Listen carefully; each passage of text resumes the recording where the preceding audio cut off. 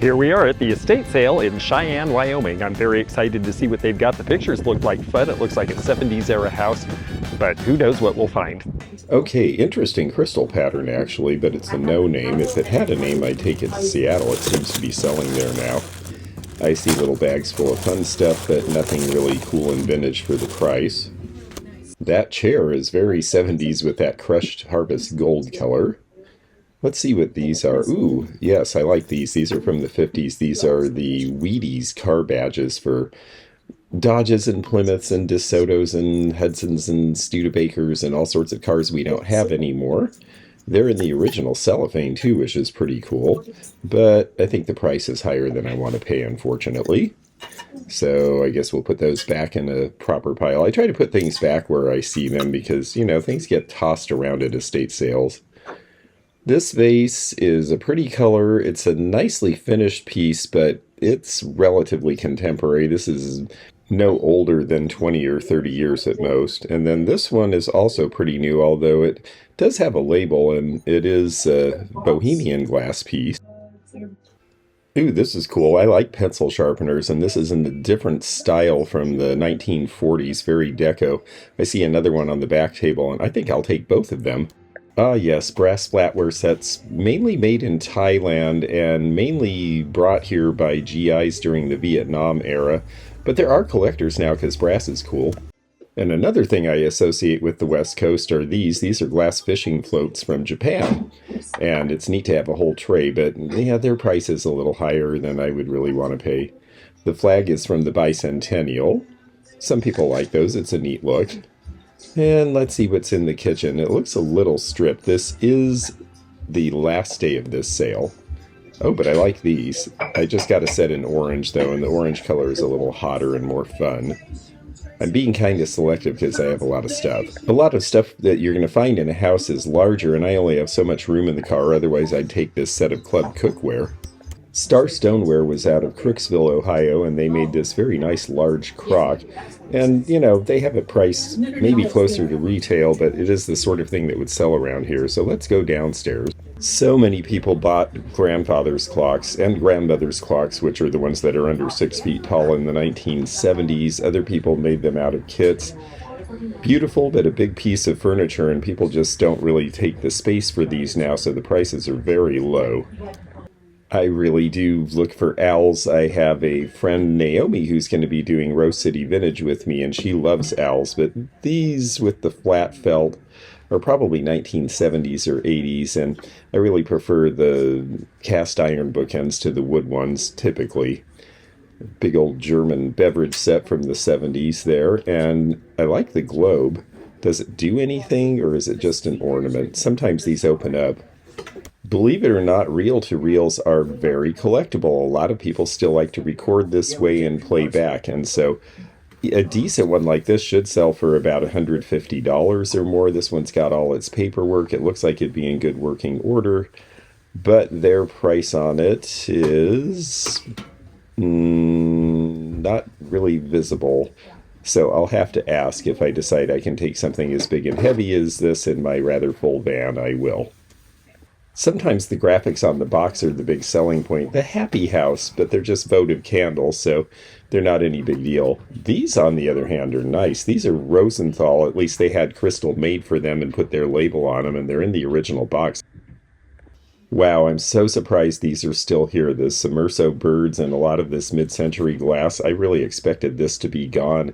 It's the thing that attracted me to come to this sale, and I'm excited I might be able to get it. I know they're doing discounts today. There's not a posted amount, so I'm going to have to ask when I get to the counter. Let's see, the Philippine wood stuff, an Afghan. I like the camel seat. It's a little on the plain side, though, and ooh, even at half price, that's what I would get for it, so no thanks. Like it, though. All right, look at this beautiful pink opalescent in this Murano bird. Looks like something that would have been made probably in the 1970s from the color. And even though it's a single, I'll take that one. I don't really usually get the clowns unless they're really good, and that one's a little funky. These are neat, though. Big old roosters. And they look like Murano, or at least Venetian. They might be Venetian rather than the island. And the reason I say that is look at the quality on the bottom. It's decent, it's just not as clear glass, not finished quite as well. You see that red that's sort of gone up the face. So Venetian companies were not usually as particular as the Murano companies about the joinery as you see there. But if the discount is big enough, I still might get those.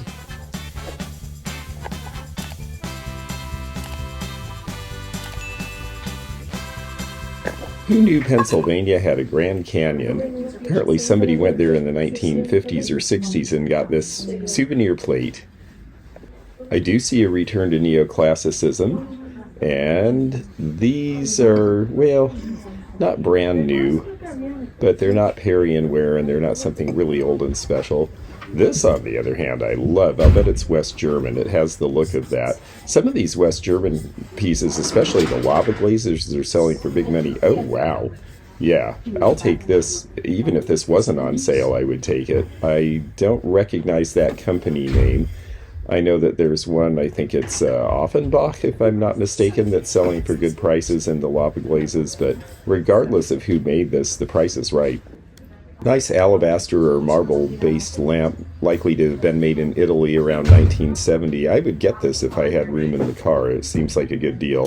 Somebody told me that a lot of these flower power suitcases made in Japan were actually given to Avon representatives to take their wares around. And that certainly seems like the right era for that. If anyone can confirm that, let me know. Good colors. I like snooping on what's sold at estate sales because it helps me when I have mine. They really must have priced these right. We have not been selling flat screen TVs or stands at my sales. Let's see, are these Harland? It seems more like that. They're not quite the same quality as Breyer. This one's got a nice saddle though. I don't see any marks on them. And the chain is broken, so I think I'll leave that. This one looks like it should have a name, but I'm just not seeing anything. But, ooh, I do see this. It has a broken leg. We have to shoot it. Estate sales are really fun because you're going to see things you've never seen before. I don't recognize these at all.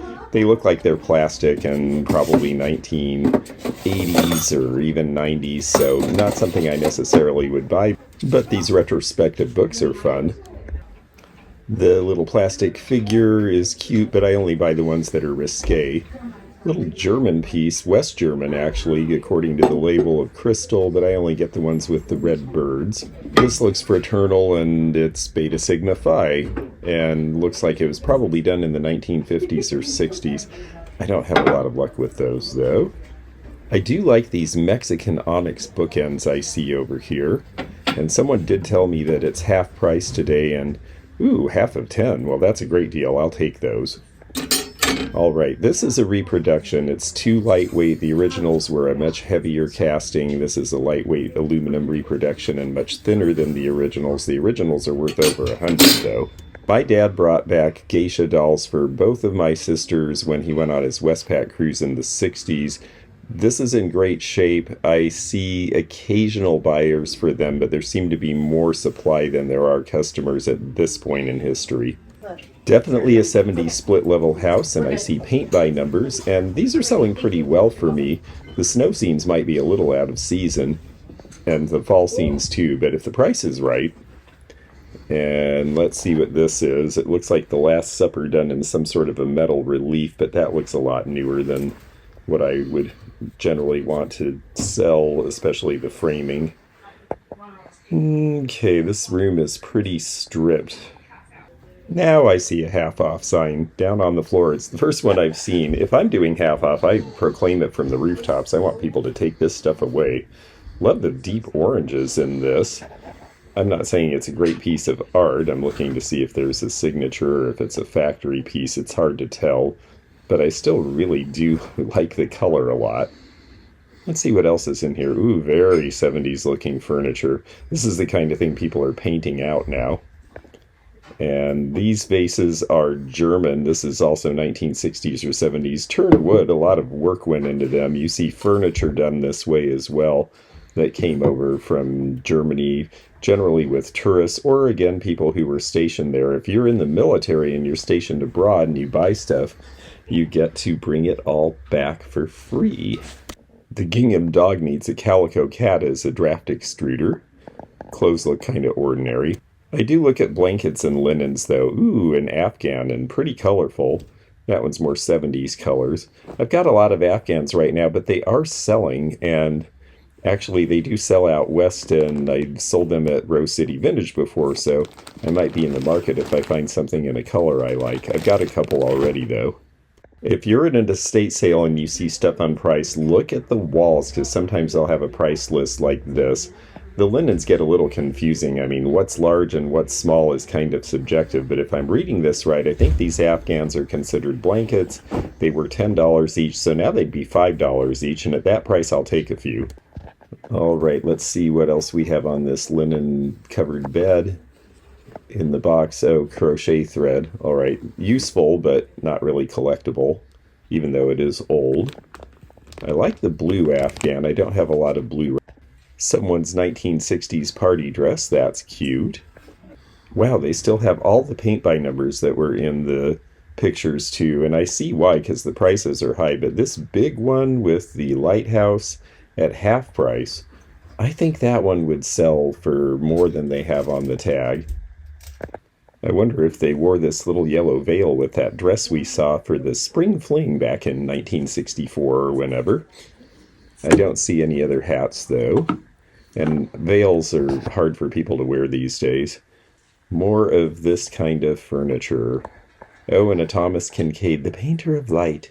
Some of his stuff, if it's very limited editions, is actually selling for good money now, but a lot of it isn't. There's our information on it. And the price is $50 now. I mean, it's a fair price if you like the work and didn't get any back in the 90s when it was super popular. I like tooled leather anything, and this wallet seems like it's never been used. And I might be able to put that in my pile for that price. A couple more paint by numbers. These are more specifically with an Asian flair. The paint by numbers are actually really well done, so someone in this house had a skill for that sort of thing. It became very popular because Eisenhower did them. And then we have this very fancy jewelry box. Okay, the razors, I look for certain models, certain numbers on them will give you an indication. There's a few of these that were done for a very brief period of time. They're actually worth a fair bit of money. And this one, I can't really tell looking at the marks if it's one of the more valuable ones or a relatively common one, but it's $1.50. So we're going to see if it works, and if it isn't jammed up or rusted or corroded. Yeah, it looks like it's all good. That's how you would change the blade, is turning that wheel. Yeah, we'll take it. There's no way you're going to watch it, so I can watch YouTube. You can grab that. Fun to hear people talking about watching YouTube as I walk by. These eagles are pretty contemporary. I know that they were sold as a collectible item when they were new, but gosh, they just feel lightweight and cheap to me. I can't get excited about them. I know you put a battery in the bottom and they light up, but they just don't seem good quality. But if you want to stick around with me and watch me here on YouTube, well, I will find things that are of good quality. So please do subscribe. And if you are already subscribed and have a few extra bucks laying around and want to support the channel with a membership, we're always grateful for that, because it helps fund all of these very long trips that we make to bring you things from all over the country. You can find information about that under the dash line in the description of any video. If they're just collector's editions, they're no big deal, and I think this one is a collector's edition, but I always look at airplane models, because if it was something done by a company as a desk prop for somebody who worked for one of the airlines, for example, those are pretty collectible. This looks like somebody's school project, but it is the history of Cheyenne, Wyoming, and Cheyenne's a pretty interesting place. So I'm curious to thumb through this for a minute. You see some real early day stuff. Wyoming was the first place that gave women the right to vote because they were desperate to get people to move here. They knew that it was very mountainous and harsh, and it was going to be hard to get women in particular to move here. So giving them the right to vote was a stimulus for that. And someone did a lot of work and a lot of research on their hometown here. It's kind of fun looking at these old school projects to me. Since I need to go to the ATM anyway, we'll take a break from the estate sale for a moment and explore Wyoming's capital. I've always wanted to see all 50 state capitals, so I can check this one off the box. Wyoming state capital has been here since the 1860s, and so has this very beautiful church. Oh, look at this. They've got the piano outside where you can play it. I love this concept. Now that pianos are so inexpensive, I'm seeing this happening in a lot of towns. Cheyenne hasn't grown a ton. It's got about 60,000 people, so most of the buildings are the original blocks from the early 1900s, and it's got a neat feel. Ooh, Mork and Mindy's Jeep ended up here. Ah, I see the bank, so that's where I'm headed. The Capitol building is off in the distance there, as you see. Cheyenne has been an important railroad hub for a long time, as evidenced by these historic plaques, and by the renovated train station, which now has a good restaurant and other things in the facility there. And apparently they scattered interestingly painted cowboy boots all over town, which is appropriate because they've got this great old store that's been here forever that sells a lot of Western wear. Okay, I got my cash and I'm back at the estate sale. I had to get money because, well, I found all that glass, and even at half off I'm going to have a bigger purchase than I was expecting. This is interesting. It looks like burned wood. It's a birthing style chair, however, so I don't think it's a Whitco piece. A lot of people get hung up on wanting everything to be pretty and presented, and so a lot of people don't shop the garages at estate sales or the basements, and they really should, because mixed in with a bunch of boring 50-cent vases, here are two pieces that are Shawnee. These have the earlier mark that just says USA with the A tip slightly to the right, but you'll also see them in other places where they actually have the Shawnee mark. Here's a bicycle. I think it's a little short for me. And a bunch of old toys. There's definitely some vintage ones here, including, ooh, look at the spaceman's mask. Take me to your leader. Give me your mid-century modern now. 5, 4, 3, 2, 1. Oh yes, I have fun playing with other people's stuff at these sales. Anyway, let's see what else there are. Insulators. This back room looks really unsorted and a little tossed around. These galvanized mop buckets actually sell pretty well, though. You really don't see galvanized. You see plastic these days. At half price, that price would be fine. I don't really have room for something that size, though. Let's see, a big table saw. Old Coleman stove. That one's pretty worn looking. If they're in good shape, they can sell pretty well, though. I'm seeing some good prices on certain models. Looks like someone's old school papers. Action! That looks like a kind of fun graphic. Now, people have heard that old golf equipment is good money, and if it's fairly contemporary, it can sell for big money, or if it's really old, like woodshaft golf clubs, but not that kit there. Sleds are fun, again, a little out of season for me, though, and too big for me to fit in the car. What are these up here? Oh, the shell collection from the 80s in the original boxes. I really like those. I wish people use snack plates more. I think they're really neat. Boy, there's a lot of stuff in here. If I was starting an antique mall and needed a lockbox. No one's gotten into this, and this looks like it might be speakers, actually, from the early 70s, and some of these are pretty good money. Now, it's a little hard because you can't always test these things at an estate sale, so you have to look at the condition and then see what you think, but Akai is a pretty decent brand. These probably go to that reel-to-reel inside the house.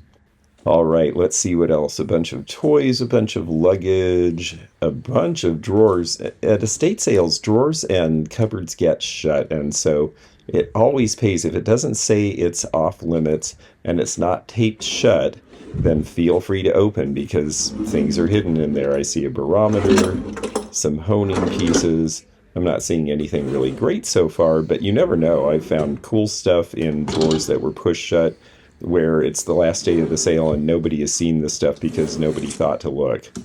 So I always take a little bit of time with these. See, there you go. Groovy looking yellow phone from the 70s. It's a push button. I would take that. And let's see what we have down below here. Gloves. Oh, now this one's a little rusted, but it is a Stanley, and that is the brand that you want. People will polish these up and they'll use them or they'll hang them as decoration in a shop. Somebody's aquarium up there. I always look up high and look low. Most people only look from their brow to their knees, And some of the best stuff can sometimes be down on the floor, especially if it's big. There's an old steering wheel from, I think, maybe a 70s Chevy. Galvanized steel garbage can would actually sell if you had room for it. People like these because you only can get plastic now, and it's just full of empty cans, so it could be emptied. I just don't, again, have room to take anything that big. But nobody's even paying attention to this. Toilet seats. You know I have a thing for toilet seats. That one is pretty plain.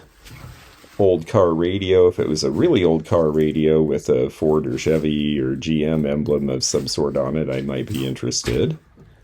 And, ooh, boxes and boxes of unopened stuff. Easter baskets. What's in some of these? Oh, it looks like they're just full of lumber and building materials. So you won't necessarily find anything great in the back room of the garage or basement, but oftentimes the estate sale companies run out of time, and this is the part they don't sort through, so you find deals. People use old yardsticks to redo the tops on furniture for fun, or they just collect them, especially if they have a good graphic. Parking sign could be interesting. All right, what is in here? Looks like a camera lens, probably. Oh no, it's an old shaver. Interesting. I think these are really cool. They just don't ever seem to sell, though, so I've quit buying them. A few vintage toys here. And look at the signs on doors. This one says it's okay for us to go out, so we're going to go look and see what's here. I'm sure there's a nice grill under there. They didn't take the hood off, so no one can see it, so I'm not sure how that's going to sell. Looks like just a little bit of lawn equipment. I don't see anything. That looks like it's locked. Otherwise, I'd go in there too. I like the Black Forest clock next to the china cabinet. I'm still able to sell those, and they can go for a few hundred. Razor, I think, is the only other thing. Oh yeah, and that's 3. I'm paying for the pile. I'm really happy with what I found here. Well, it's always windy in Wyoming, but we had a lot of fun inside the house where it was not windy, and it was full of fun and interesting surprises. So we are putting $129 worth of them in our van, and we'll be on our way to our next stop. Thank you, Cheyenne. Well, we're headed out Lincoln Avenue. There's a lot of flea markets and individual shops on this road, but I don't have time because I've got to make it out west, so we're going to keep on rolling, but I'll get back here sometime and we'll see a lot more fun stuff here in Cheyenne. If you enjoyed this video, check out this one. Also, click thumbs up to like this video and check the description for information about our Patreon, our memberships. We've got a lot of different levels with different perks and bonus videos and early content. Also, please do check out our website, theantiquenomad.com, for appraisal help, and we'll see you again for more adventures in the antique and vintage community soon. Bye for now.